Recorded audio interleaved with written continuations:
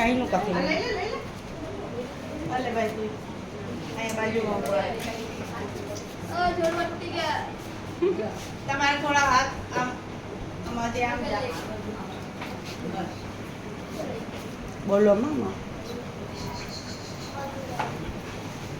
Morning student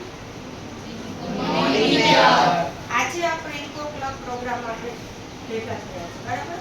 તો આપણે 2-3 point વિશે જાણવાનું છે અને ઇકો ક્લબ માટે શું, ઇકો ક્લબ એટલે શું કોઈને ખબર છે?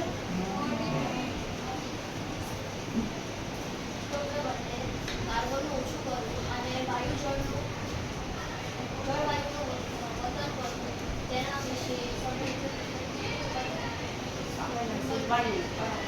તો ઇકો ક્લબ એટલે કે કાર્બનને ઓછું કરવું અને જળ વાયુના વધારે ઉત્પન્ન કરવું, એના વિશે જતન કરવું અને એના વિશે સંવેદનશીલ બનવું બરાબર.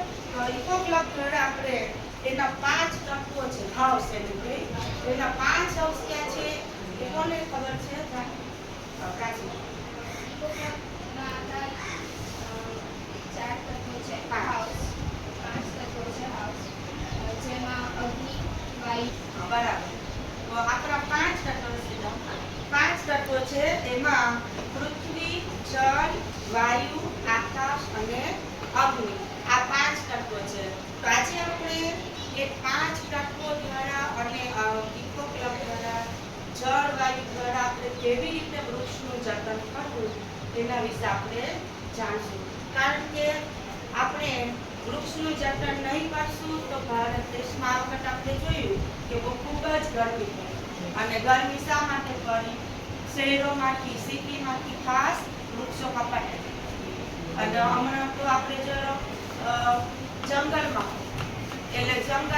અને શહેરોમાં વૃક્ષ વાવી અને કેવી રીતે આપણા જીવનને સારી રીતે આપણે સેવ કરી શકીએ બરાબર. તો એ વિશે આપણે જાણીએ.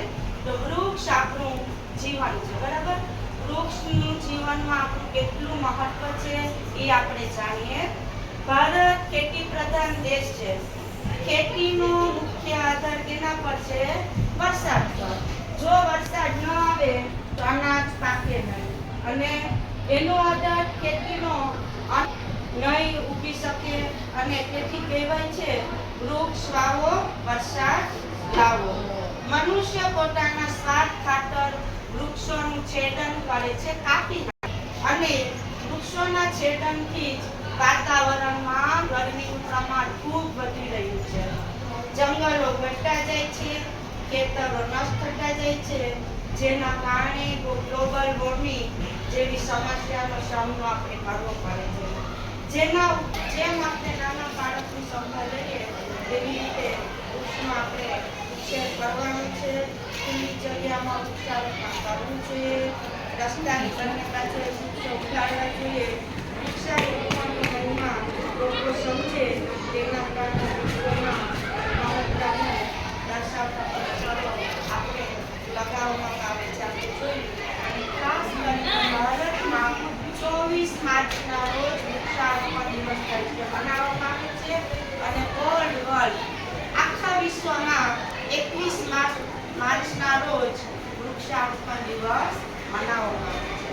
તો આપણે જીવનમાં એટલું યાદ રાખીએ, વૃક્ષોનું જતન કરો. વૃક્ષ આપણા મિત્ર છે. વૃક્ષ વાવો, પર્યાવરણ બચાવો અને આવી રીતે આપણે વૃક્ષ વાવી અને વરસાદ લાવવાની કોશિશ કરશું. આપણે સૌ પરિવારથી એક વૃક્ષ વાવવાનો સંકલ્પ કરીએ અને પર્યાવરણને બચાવવાનો આપણે સહયોગ આપીએ. અસ્તુ. Thank you.